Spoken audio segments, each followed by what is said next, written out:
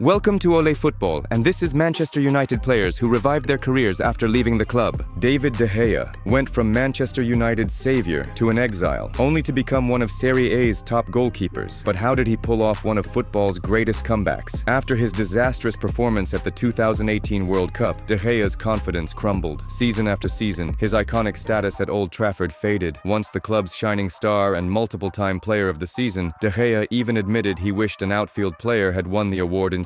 But Erik ten Hag had no room for sentiment. A staunch believer in Guardiola's philosophy, the Dutch manager had no patience for old-school goalkeepers. De Gea, despite his goal-line heroics, struggled with distribution and playing out from the back, leading to his exit from the club. What followed was a year of exile. No club, no football. But then, Fiorentina took a chance, and De Gea delivered. He's now among Serie A's leaders in preventing expected goals, saving Fiorentina at least 6 goals this season. Without him, their campaign would have looked very different. From forgotten to phenomenal, David De Gea is once again proving why he belongs at the top. Antony Elanga, after struggling to make an impact at Old Trafford, he moved to Nottingham Forest for £15 million, and what a move it turned out to be. The 22-year-old Swede, now playing on the right wing, isn't known for elegant passing or elite-level decision-making, but what he lacks in finesse, he makes up for with pinpoint crosses and deadly assists. Elanga already has nearly 10 assists this season, proving to be the perfect fit for Forest's traditional British style of play with a target man up front. Since leaving United, his value has doubled, and if Forest continues this trajectory, Elanga could even play in the Champions League next season. He landed in the right club, at the right time, under the right manager. But here's the twist. This fairy tale might not last forever. If Forest evolves their playing style in the coming years, or if they struggle to stay in the Premier League, Elanga's role could diminish. While he thrives in Forest's current system, top-tier teams aiming for dominance in England won't stick to such a predictable, old-school approach. Elanga has found happiness and success since leaving Manchester United, but how long will it last? Scott McTominay is the perfect player for Antonio Conte. Think of him as the Scottish version of Nemanja Matic, strong, tough, and always ready to battle in the midfield. Sure, Matic may have had more finesse, but McTominay makes up for it with sheer grit and determination. Conte needs players who can dominate physically, and McTominay fits that role perfectly. Whether it's holding off opponents or charging through them to push the ball forward, Scott has everything Conte desires in a midfielder. But here's where things get interesting. McTominay left Manchester United without a second thought. At United, he was often used as a last-minute solution, an option when all else failed. But at Napoli, under Conte, he's thriving. His ability to turn up in key moments, especially in the box, is exactly what Napoli needs in their system. But let's be real, this isn't going to last forever. The real question is, how long will McTominay's time at Napoli last? Because as much as he fits into Conte's vision now, when Conte eventually leaves, McTominay's role in the team could disappear. Conte's clash with Napoli president Aurelio De Laurentiis is inevitable, and the moment that happens, McTominay's stock will drop dramatically in Napoli. He could end up trailing Conte wherever he goes, because it's clear Conte knows exactly how to unlock McTominay's potential. Mason Greenwood's journey took a dramatic turn after leaving Manchester United. Once hailed as one of the most exciting young talents in football, he struggled with scandal and uncertainty. But now, after a season at Getafe and an even bigger impact at Marseille, Greenwood is back and proving why he's still one of the most lethal strikers in Europe. In his first season at Marseille, Greenwood became one of the top scorers in France with 16 goals and 3 assists in 28 matches. His story is one of raw talent, but it wasn't always a smooth ride. Greenwood's debut for Manchester United at just 18 was meteoric. He didn't need time to adjust. Goals came naturally, whether with his left or right foot. But then, the scandal struck. A domestic violence incident that almost shattered his career. The shocking news nearly ended it all, but the victim withdrew the charges, and Greenwood and his partner reunited. They've since had a child, but the road to redemption wasn't easy. Getafe and Marseille gave him a chance to revive his career, and he grabbed it with both hands. Now, with his scoring form back and sharper than ever, Greenwood is showing Manchester United what they're missing, a born striker they desperately need. I'll admit it, I didn't believe in Antony when he moved to Real Betis. He had been one of the worst wingers in recent years in terms of finishing, and Betis had been struggling with scoring goals. But I couldn't have been more wrong. The Brazilian winger is absolutely shining in the Spanish League. It's a shame that Betis couldn't secure an option to buy him. Given the money Manchester United previously invested, it will be very difficult for Betis to sign him permanently. United will undoubtedly demand an astronomical fee for their star. In just 11 matches for Betis, Antony has scored 4 goals and provided 4 assists. A remarkable turnaround. There's been a lot of debate online about what Antony's transformation really means. Some argue that Spain's La Liga allows any player to thrive at a high level, while the Premier League is a much tougher environment. Others say that the atmosphere at United was so toxic that it made it physically and mentally impossible to perform. But, as always, the truth is somewhere in the middle. Few players have been able to perform consistently in such a stressful environment at United over the past decade. The combination of high expectations and the toxic atmosphere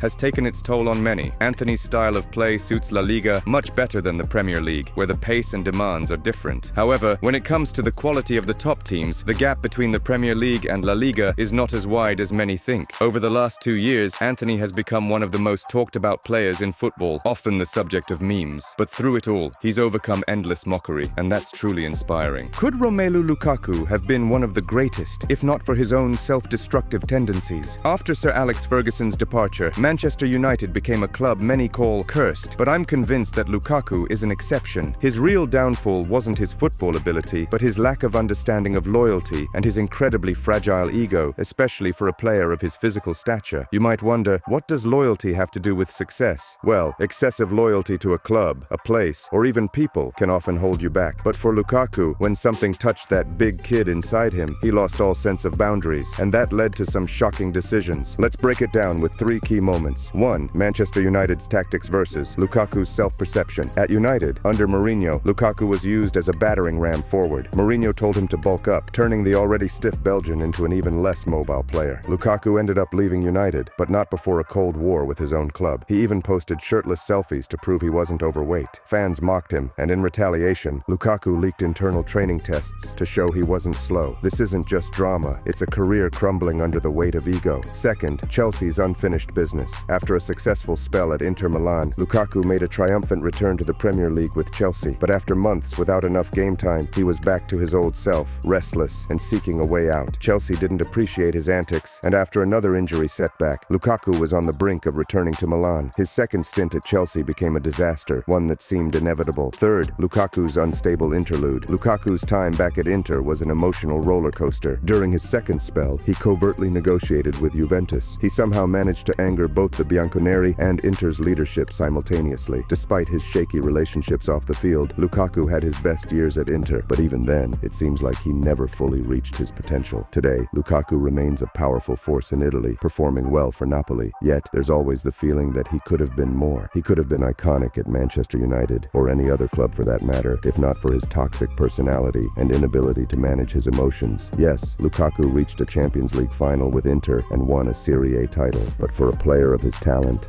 that's simply not enough. His self-destructive attitude and toxic environment limited his success. Still, there's an undeniable part of me that thinks if he'd stayed at United, his career might have been even worse. But in the meantime, thanks for watching. I highly recommend checking out some of my other videos, such as Chelsea Academy Rejects Who Made It Big, and 8 Forgotten Premier League Legends as shown on your screen. My name is Ole. Love this game. See you next time.